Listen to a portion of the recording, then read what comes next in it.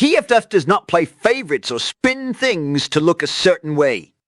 It's consistent nationally, that is why it has become so popular as a benchmark.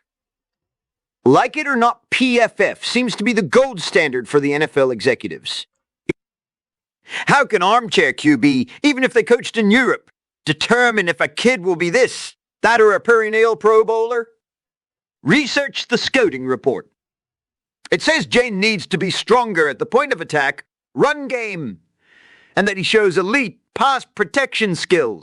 First, thank you to user EF6KK1G03J for his comment.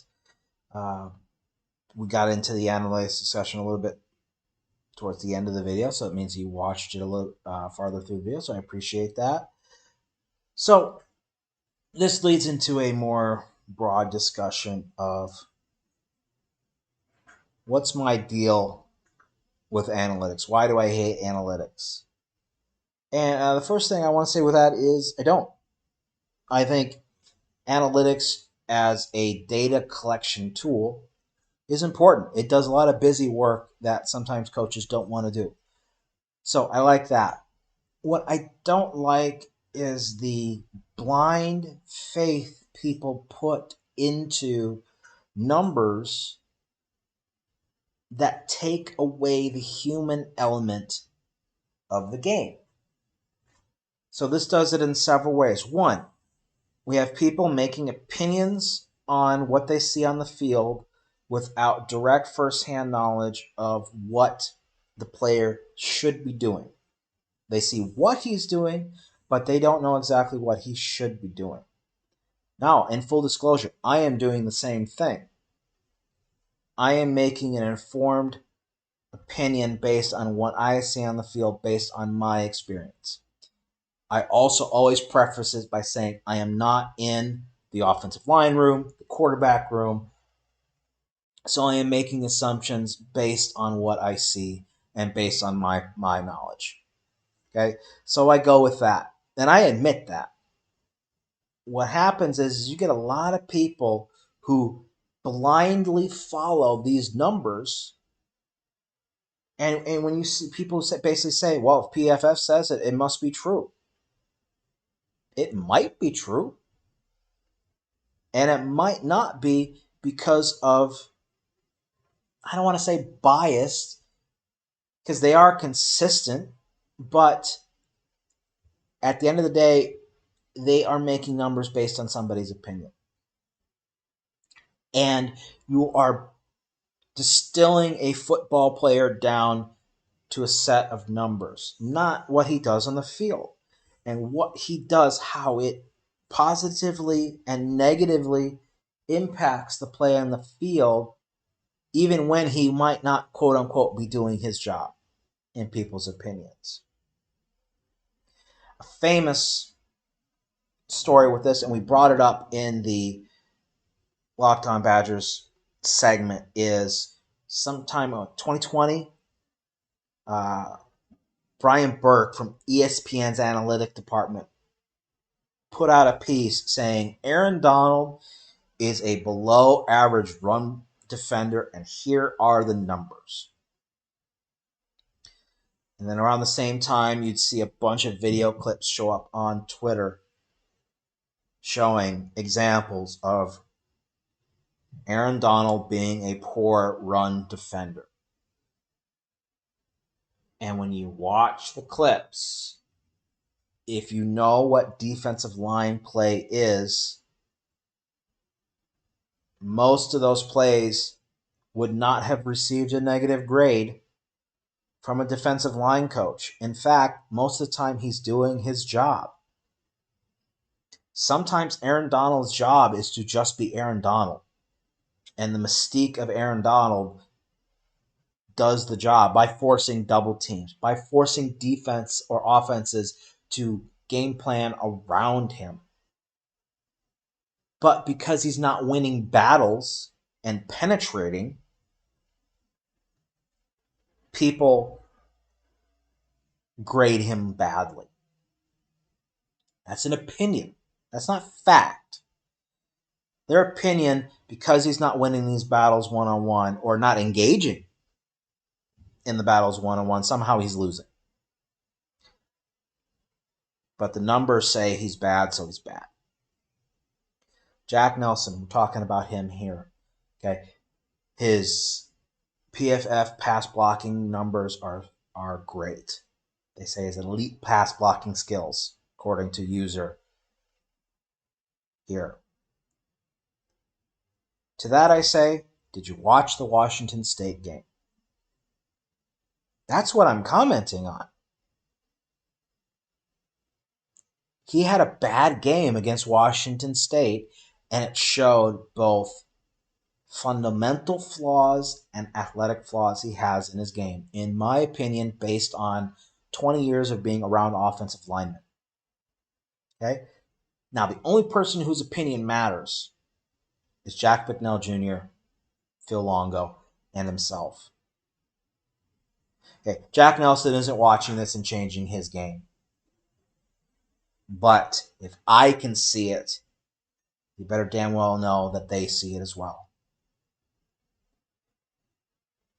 And when he makes mistakes against Washington State, it directly impacted the game. But I also believe, I bet you those fumbles that were caused by his inability to pass block speed dinged Tanner Mordecai's PFF score more than it did Jack Nelson's. Why? Because they don't take the whole game into a factor. They don't take into account how players interact with each other. They just see fumble. Oh, poor ball handling skills. Okay? Or gave up a pass pressure. Oh, that must be his fault. Was it? That's the human side that analytics sometimes can take away in this whole grading evaluation sector of analytics football.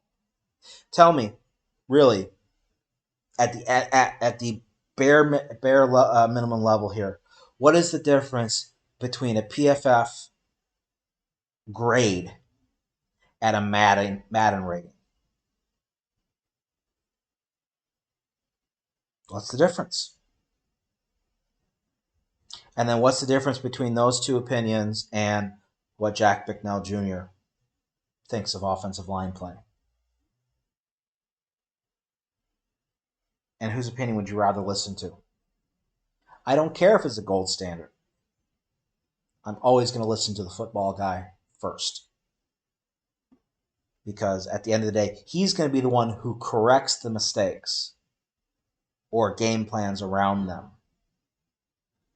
Places like PFF, the Madden rating adjusters, are creating content to sell on a website and to create interaction on social media.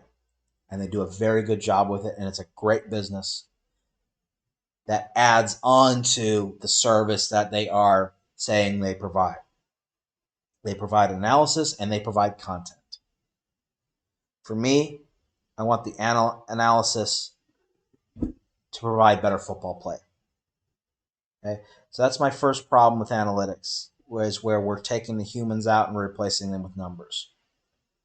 Second part of what I don't like about analytics, and this comes into the coaching realm, is how analytics are taking away instincts and feeling from the game from coaches. And I think Brandon Staley of the, I almost said San Diego, Los Angeles Chargers is a great example. Is he flat out admits is that he calls plays and makes decisions based on numbers on a chart instead of what he thinks should be the right play. By doing stuff like that, what you create is a scenario where you can blame somebody else if you make a mistake. Well, the numbers told me I should have done this. I don't know what to tell you. Talk to the analytics department. When it should always come down to what my gut feeling says. Every coach uses analytics to devise a game plan, but not one coach will, or at least a coach with any kind of feeling for the game, will not go into a situation and not call a play because, well, the chart doesn't say I should call that play, so I'm not going to call it. No, if you feel it's the right play, it's the right play. I don't care what the numbers say. And I make decisions based on what I feel, not what the chart says. The only chart I believe in is the 2-point conversion chart because I'm bad at math. That takes having to make a math decision in the middle of a game. Makes that easier. But I'm not going to decide whether or not I'm going to go for it or not go for it based on a calculation, yada, yada, yada. And I don't care if somebody on Twitter, computer program, doesn't like my decision. The coach's decision is always right for him. It has to be.